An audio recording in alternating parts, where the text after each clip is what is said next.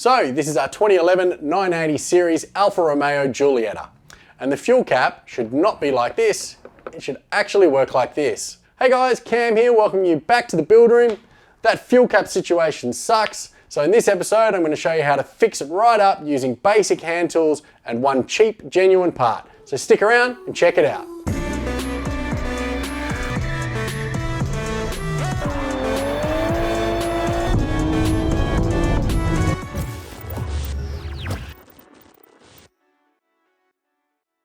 So yeah, this is a problem that is common to the 980 series Giuliettas. I see lots of stuff online about it. Basically, the housing and the hinge assembly for the fuel cap break. And what happens when that happens is, firstly, if the fuel door comes out of alignment, you'll find it won't pop open. So you'll go to pop it open, it'll just stay stuck against the car. And if you try levering it out, you can do a lot of damage to the car. So you're gonna be really careful. And just generally speaking, once it has failed, every time you go to close the door, it'll sit in a weird position. And if it sits too low and you slam it too hard, you can end up chipping the paint around the fuel filler entry, or you can do damage to the door. Now it's a really easy fix. It's only gonna take basic hand tools consisting of a flathead and a Phillips head screwdriver, some needle nose pliers, and then if you're doing it my way, I'd recommend you have some masking tape, just a rag, a clean rag that's not gonna damage your paint, and just some multi-purpose cleaner of some sort. Then all you need is the pin and spring itself, which I ordered online, and it took about 4 or 5 weeks to get to Australia. Not that big of a deal in the grand scheme of things, and as I said, it was very cheap. So the first step in this is gonna get that filler flap assembly removed from the car, and we're gonna bring it in and do it on the workbench. The reason I wanna do it on the workbench is it's easier to work here, but it's also less risky in terms of damaging the car if you're not trying to mess around and lever springs into place and replace parts right hard up against the car. It means a little bit more disassembly, but trust me, it's worth it in the end. So let's get out there and have a look. All right, so the first thing we wanna do is get this fuel door off. So when we open it up, it's gonna move around a lot. There's a couple of things that are gonna make this easier. Firstly, what I like to do is just tape up around the outside of the fuel cap so that if we do slip with a tool or do anything else, we're not damaging the main body of the car. And this stuff will come off nice and easy afterwards, so no harm, no foul.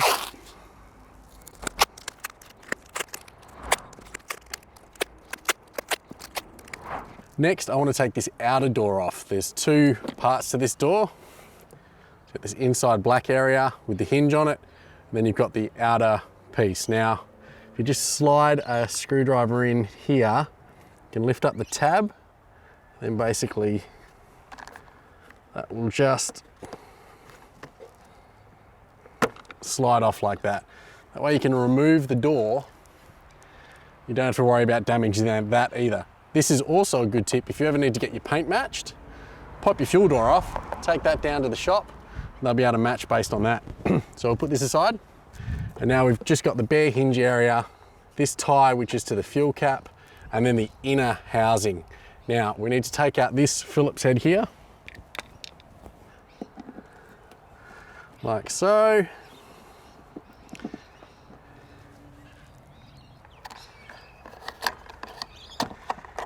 Take the fuel cap off itself. Just make sure there's no fuel on the cap, because it's just gonna rest against the car for a second. It'll be fine like that. But you don't want it to get fuel all over the paintwork. And then you can start maneuvering the inner piece to pull it away. Just move the camera. To pull this inner piece away from the housing. So it's gonna separate, and as it separates, we'll just try and pull it towards the back of the car. It's kind of a bit of a dance because there's a couple of clips here and here that sort of pop out into the fuel hole. So you've got to try and move it back enough to get distance on them and clear this, which is the button that pops the door open. And you've also a binding up on the outside of the filler neck. So pull it out towards you. And then a little bit of manhandling, but not too much. There's a balance, use as little effort as possible. Oh. All right, bit of pressure down. I think that's one off.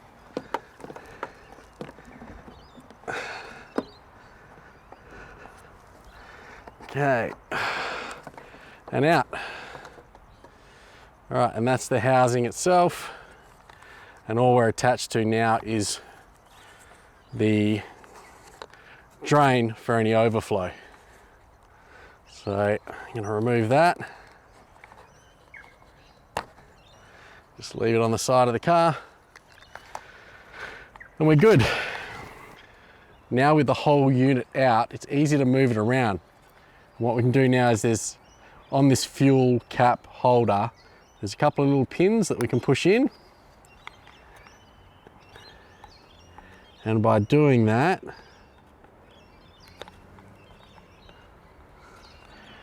ejects the pin holder, yep. And then we've got a fuel cap ready to go back on the car. The reason I didn't want to just try and pull this strap here over the pin is because this is rubber that's now, what, 10 years old. The likelihood of it snapping as I try to pull it over the head of that pin is high. So better to take the whole pin out, which can be done just by relieving the tension on those two pins. You can see them there really easily now. Then we can put the fuel cap back in so we don't get any nasties into the fuel system and so that we're not breathing fumes. And now we can jump in the garage and work on this. All right, so now we can take a closer look at this fuel door. And basically what happens here is there is on top of it a spring that's mounted to the housing itself. And then there is a white plastic pin. Now that pin, you can see the top of it here, it's broken. It's supposed to go all the way through, down through here and out through the bottom, and it holds this fuel door in place. So at the moment, it's located only at the bottom, so I can get a lot more movement out of that than I otherwise should be able to. There are some tutorials online that will tell you what you want to do is drill a hole in the top of this and put a screw through it. Don't do that. There's really no need. I have a replacement part, a genuine part here, and the cost of it was, I think, about $10 Australian. So if you put a screw through it, what you'll lose is the spring-loaded mechanism. Once we get this back in, I'll show you the comparison as to how it's supposed to spring out and how it's not. And that's a pretty good way to determine whether yours is broken or not. If it's not springing out the way that it should, chances are this white pin is broken, more so than the spring has broken or come off its mounts. So yeah, this is a really simple fix and it's not going to take any time at all. I reckon about 2 minutes to fix this now that we've got it out. So all we need to do to repair this is to first of all get the white pin out, and if you open this up, you'll see that moving the door around is going to move this around, and if we try and push the pin out when the door's not in the right position, it's going to be pushing it into this plastic. So we'll close the door, flip it over, get some needle nose pliers, squeeze the ends, and that should come out relatively easily. Might take a little bit of wiggling. There we go. So now we just pull on that, pins out, which means the door should come out, no longer attached. With the door off, it's easy to sort of get in behind this clip here and pop that out as well. So we've got both of those bits apart, just leave them to the side. We unwrap our new pin now, put the fuel door back in place, and if we have a look at this fuel door up close now, you can see there's like a keyway in it. So you've got to get this key into that slot. So I'll put the flap back into the housing, get it lined up until we can see the keyway, and with the door in place, the keyway is pointing down, which means we have to get our pin through from the top, and the keyway needs to match up. So once that's in place, you can shift it from side to side a little bit, and then all the way, make sure it's in the right spot from the bottom. Yep, that's looking good. Keep pushing till you get it all the way home. There we go. So the teeth on the bottom have expanded. You can see that there, they're securely opened up. So this won't pull out now, and it's in the right spot. So now all we have to do, slip our spring through. So for that, you just tip one end in and then rotate it through. And that's secure. And now that you've got it over this end, we need to get this hooked around here. Now, With the door closed like this, this would be when this spring's under the most tension it's ever under. So what we want to do is open the door and just slot that into position. So we're all back together and this is now spring loaded. Okay? And that'll stop, that'll hold it open when it's supposed to be open and then hold it shut when it's supposed to shut. So it won't rattle around. And that's how simple that was. That was literally 5 minutes of effort and $10. So yeah, don't do the dodgy method and put the screw in. It's not worth it. People will notice when you go to sell your car and you'll lose that $10 pretty quickly. So let's get this back outside and get it back on the car. All right, so before I put the housing back in, I just want to clean around the outside here. There's a bit of dust and build up of gunk in there. So get some cleaner in there. Might as well do it while we can. Looks good. Take the cap back off.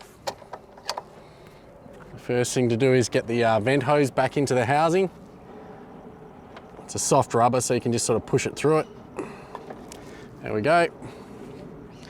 All right, and then this clip here and the same on the other side are the two clips that need to bond onto the panel here and here, or snap over this edge. So just want to get it back in place again.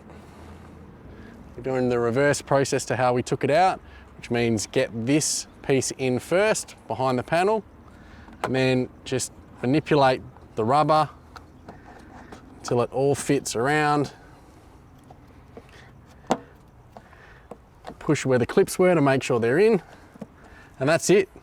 And don't forget to put the retaining screw in. And put the cap back on, and then pop that pin back in.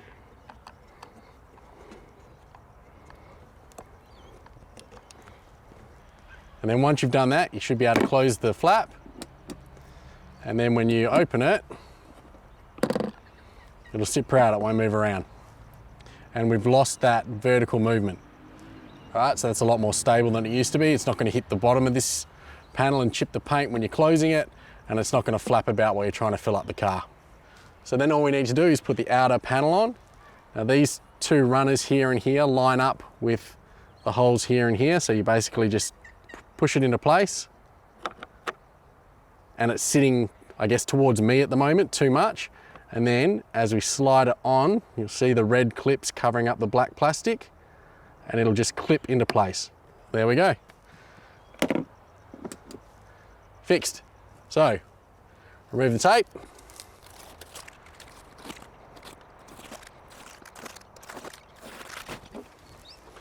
Give the outside a quick clean up, get rid of my fingerprints.